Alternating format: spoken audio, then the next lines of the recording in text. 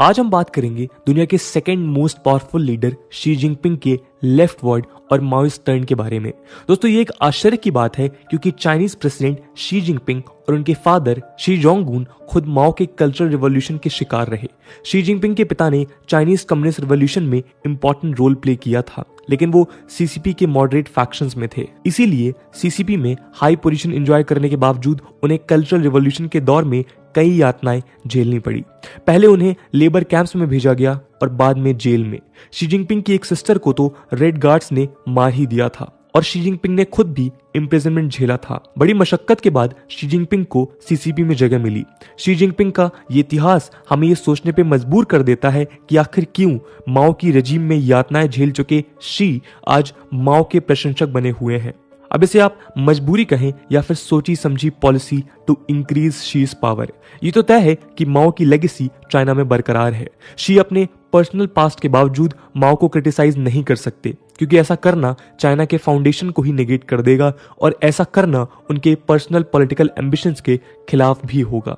खैर कारण कुछ भी हो, लेकिन आज शी जिनपिंग माओ जैसा बिहेव कर रहे हैं। इसके कई सबूत हैं जिन्हें हम आपके सामने रखेंगे।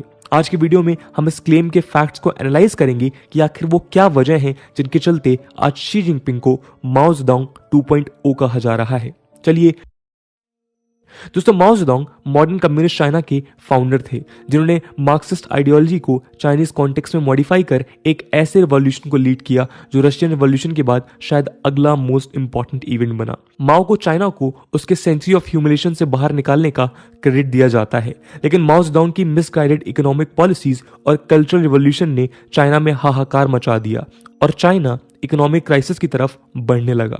चाइना में हर तरफ भुखमरी, अनएम्प्लॉयमेंट और अराजकता के बादल छा रहे थे और ऐसी सिचुएशन में वहां उदय हुआ एक और ग्रेट लीडर डेंग ज़ाओपिंग का। डेंग एक रिफॉर्मिस्ट नेता थे जिन्होंने चाइनीज इकोनॉमी को ओपन और इकोनॉमिक डिसीजन मेकिंग को डिसेंट्रलाइज कर एक ऐसा एनवायरनमेंट क्रिएट किया जिसने चाइना में एक इकोनॉमिक रिवॉल्यूशन को जन्म दिया।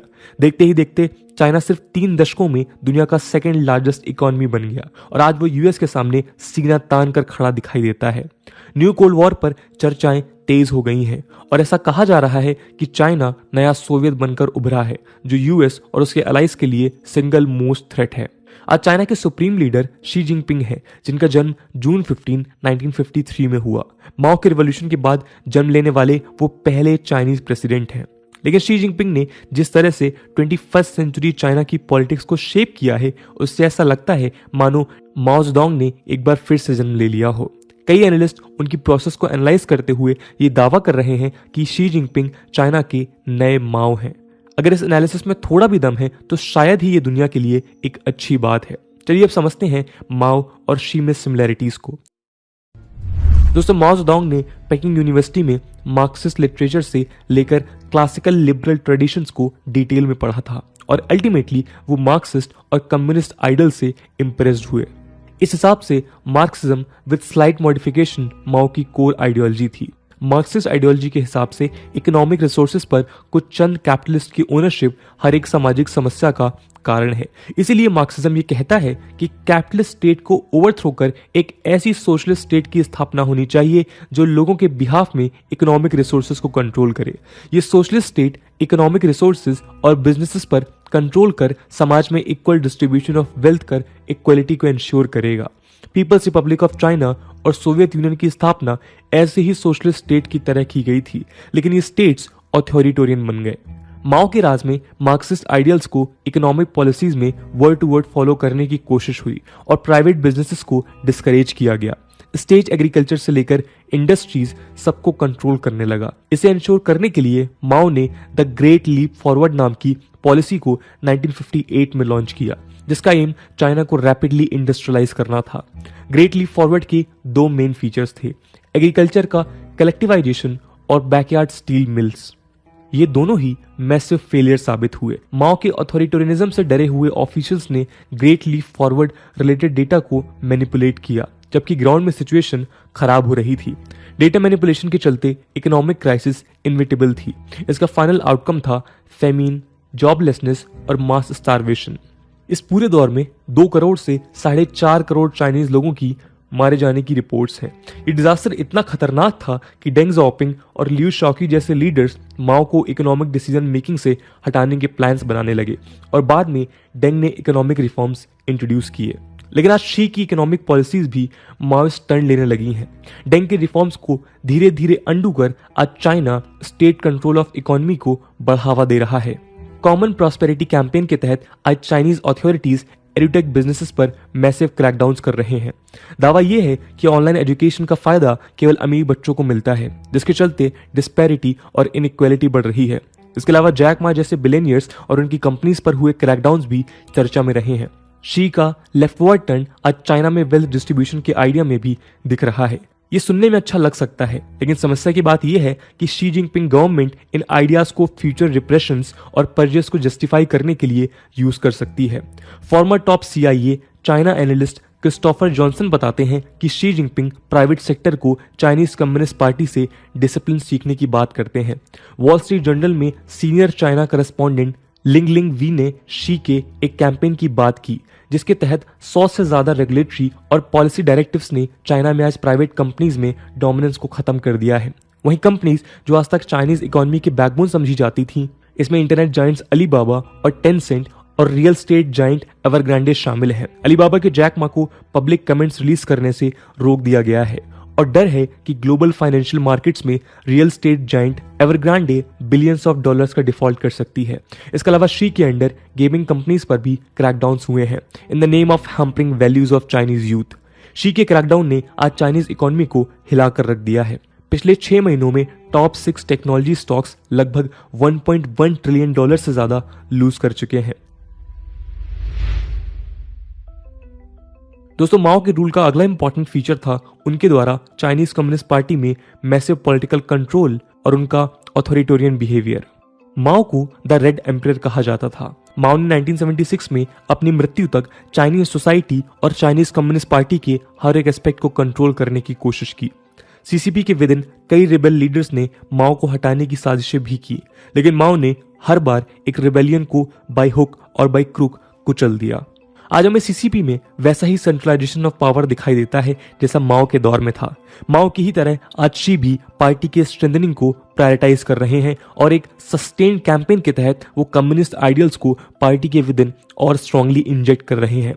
साथ में कुछ नॉन बिलीवर्स को रूट आउट भी किया गया है। इसके अलावा माओ की ही तरह शी ने भी डोमेस्टिक और फॉरेन थ्रेट्स या दुश्मनों के नाम पर नेशनलिस्टिक सेंटिमेंट्स को स्ट्रेंथन किया है ताकि पार्टी की विदिन उनकी पकड़ और ज्यादा स्ट्रांग रहे।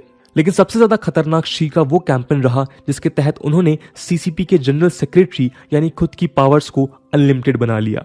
माओ के दौर में चाइनीज प्रेसिडेंट पर कोई टर्म लिमिट नहीं थी, लेकिन 1982 के रिफॉर्म्स के तहत प्रेसिडेंशियल टर्म पर 2 साल की लिमिट लगा दी गई। लेकिन 2018 में शी जिनपिंग ने ये लिमिट्स हटा दी और टेक्निकली अब वो चाइना को इनफाइनाइट समय तक रूल कर सकते हैं। दोस्तों, चाइना में नेक्स्ट इलेक्शंस 2023 में होने हैं और इसे जीतने के लिए शी के चाइना में सीनियर लीडर्स का रिप्रेशन जारी है। इसी के चलते आज शी के चाइना को माओ के कल्चरल रिवॉल्यूशन का भूत सताने लगा है, जो उनके रूल का शायद सबसे खतरनाक दौर था। 1956 में माओ का ऑथोरिटेरियन मेथड CCP के विदिन सीरियस चैलेंजेस फेस कर रहा था। माओ ने डिसेंट को एक्सेप्ट करने के नाम पर 100 फ्लावर्स कैंपेन अनाउंस किया और स्लोगन दिया, लेट अ 100 फ्लावर्स ब्लूम, लेट अ 100 थॉट्स कंटेंट। लेकिन दोस्तों, ये ट्रैप था। इस कैंपेन के तहत जो भी क्रिटिसिज्म आया उसे एंटी चाइना और वेस्टर्न प्रोपेगेंडा बताकर एक्सपोज किया गया और उनके खिलाफ माओ ने एंटी राइटिस्ट मूवमेंट लॉन्च कर दिया। लाखों लोग या तो जेल में डाल दिए गए या फिर मार दिए गए। इसके बाद आया 1966 जब माओ ने इनफेमस कल्चरल रिवॉल्यूशन को लॉन्च किया। कल्चरल रिवॉल्यूशन माओ की सनक की कहानी है। इकोनॉमिक क्राइसिस के चलते लेजिटिमेसी क्राइसिस झेल रहे माओ ने अपने ओपोनेंट्स को डिस्ट्रॉय करने की ठान ली। माओ ने यंग पार्टी मेंबर्स को संदेश दिया कि वो चाइनीज रिवॉल्यूशन के एनिमीज को ढूंढ ढूंढ कर सजा दें। रेड गार्ड्स के मॉब्स इस दौर में डिसेंटर्स पर अटैक करने लगे। चाइना में अराजकता के बादल एक बार फिर छाने लगे और ऐसा लगने लगा कि सिविल वॉर का जन्म हो गया है। स्कूल्स बंद कर दिए गए और कई यूथ्स को लेबर कैंप्स में भेज दिया गया। इंटेलेक्चुअल्स और ऑफिशियल्स को टेरराइज किया गया और एड हॉक ट्रिब्यूनल्स में उन पर केसेस चलाए गए। एक बार फिर लाखों लोग या तो मारे गए या जेल में डाल दिए गए। डेंग ज़ाओपिंग को कंट्री साइड में भेज दिया गया और लियू को ट्रेटर बताकर पार्टी से निकाल दिया गया। माओ ने फॉर्मली इस मैडनेस को 1969 में खत्म किया, लेकिन इन रियलिटी ये माओ की डेथ यानी 1976 तक चला। माओ की डेथ के बाद ही लियू को पार्टी में वापसी लाया गया और डेंग नए चाइनीज लीडर बने। चाहे ये सब माओ के मर्डरस इंटेंट के चलते हुआ हो या फिर उनके इग्नोरेंस से, लेकिन माओ का नाम इतिहास में one of the greatest mass killer की तरह लिखा जाना था। दोस्तों, माओ के कल्चरल रिवॉल्यूशन और शी के चाइना में आज काफी सिमिलरिटीज हैं। 2013 में पावर में आते ही शी ने एक कैंपेन चलाया और कई सीनियर सीसीपी लीडर्स को पार्टी से बाहर निकाल दिया गया। अपने इस इंटरनल पावर स्ट्रगल के लिए शी ने खुद के वैनगार्ड ऑर्गेनाइजेशंस भी बना रखे हैं जिन्हें उनके लॉयलिस्ट कंट्रोल करते हैं। इनमें से एक है सीसीपी का यूनाइटेड फ्रंट वर्क डिपार्टमेंट। इनसे पहले उइगुर्स और बाद में ताइवान के खिलाफ कैंपेन्स ऑर्गेनाइज किए। अगला ऐसा ऑर्गेनाइजेशन है पार्टी का central commission for discipline inspection. इसने पिछले एक दशक में कई पर्जेस ऑर्गेनाइज किए और इसे वांग क्विशन हेड करते थे, जो शी के सबसे रिलायबल डेप्यूटी हैं। कुछ सोर्सेज बताते हैं कि 2017 में इस पोजीशन को क्विट करने के बाद वांग को हांगकांग में डिसेंट को खत्म करने का काम दिया गया। अब शायद उन्हें ताइवान इशू सौंप दिया गया है। डिसेंट के सप्रेशन का सबसे खतरनाक एग्जाम्पल वाइस प्रीमियर लियू ही का है, जो दशकों तक कैपिटलिज्म के एडवोकेट रहे। रिप्रेशन के चलते लियू ही ने खुद को ही पब्लिकली क्रिटिसाइज किया क्योंकि उन्होंने राइट शेयरिंग कंपनी दीदी को $4.4 बिलियन का आईपीओ रिलीज करने की परमिशन दी थी। लियू ही जैसे सीनियर ऑफिशियल द्वारा ये सेल्फ क्रिटिसिज्म माओ के कल्चरल रिवॉल्यूशन की ही याद दिलाता है। दोस्तों, माओ के दौर में चाइना में सेंसरशिप भी अपने चरम पर थी, जहां डेटा मैनिपुलेशन और एकेडमिक फ्रीडम का सप्रेशन आम बात थी। लेकिन माओ के बाद चीजें सुधरी और चाइनीज ऑथोरिटेरियनिज्म बाकी ऑथोरिटेरियन देशों से थोड़ा अलग हुआ। पीपल्स रिपब्लिक ऑफ चाइना में भले ही इंडिया या यूएस जैसा डेमोक्रेटिक माहौल कभी नहीं हुआ, लेकिन सीसीपी के कुछ इंटरनल मैकेनिज्म थे जिसके तहत लोग अपने ग्रीवेंसेस को रूलर्स तक पहुंचा सकते थे। यदि फीडबैक सिस्टम चाइना को कई सालों तक मास रिवॉल्यूशन से बचाता रहा और इसी के चलते चाइना अपने इकोनॉमिक एक्सपेरिमेंट्स में सफल रहा। यही वजह है कि चाइना ने माओ के बाद कई इकोनॉमिक रिफॉर्म्स किए और उसने कैपिटलिज्म को मॉडिफाइड फॉर्म्स में एम्ब्रेस किया। सेंसरशिप चाइना में हमेशा से था, लेकिन पार्टी मेंबर्स को डिसएग्रीमेंट्स अलाउड थे। लेकिन आज ये सिचुएशन शी के आने के बाद से बदल गई है। आज चाइना में हिस्टोरिकल आर्काइव्स पर रिस्ट्रिक्शंस और डेटा मैनिपुलेशन आम बात है। द ग्रेट लीप फॉरवर्ड के बारे में डिटेल्स में लिखने वाले हिस्टोरियन होंग जिंगक्वाई ने कहा कि आज क्रिटिकल हिस्टोरिकल स्टडीज में स्पेशलाइज्ड जर्नल्स चाइना में सेंसरिंग फेस कर रहे हैं। उनका मानना है कि ऐसी सेंसरशिप से पास्ट के मिस्टेक्स के रिपीटेशन के चांसेस बढ़ जाते हैं, क्योंकि इतिहास से सीख लेना ही प्रोग्रेस की तरफ ले जाता है। कोविड मिसहैंडलिंग इसका सबसे बड़ा नमूना रहा है, जहां सेंसरशिप अपने चरम पर था। कई एक्सपर्ट्स का दावा है कि चाइना से शुरू हुए कोविड-19 का डेटा इनिशियली तो दुनिया के सामने रखा गया, लेकिन बाद में इसे छिपाया गया। चाइना में हजारों लाखों लोग मारे गए, लेकिन दुनिया को ये सब नहीं पता चला। तो दोस्तों, ये थी कहानी शी के लेफ्ट वर्ड और माओइस्ट टर्न की। इस पूरे मुद्दे को लेकर आपका क्या ओपिनियन है कमेंट सेक्शन में जरूर बताइएगा। आज की वीडियो के लिए इतना ही। आई होप आपको वीडियो पसंद आई होगी, और अगर पसंद आई है तो अपने दोस्तों के साथ शेयर करना मत भूलिएगा। हम मिलते हैं अगले वीडियो में, तब तक के लिए जय हिंद, जय भारत।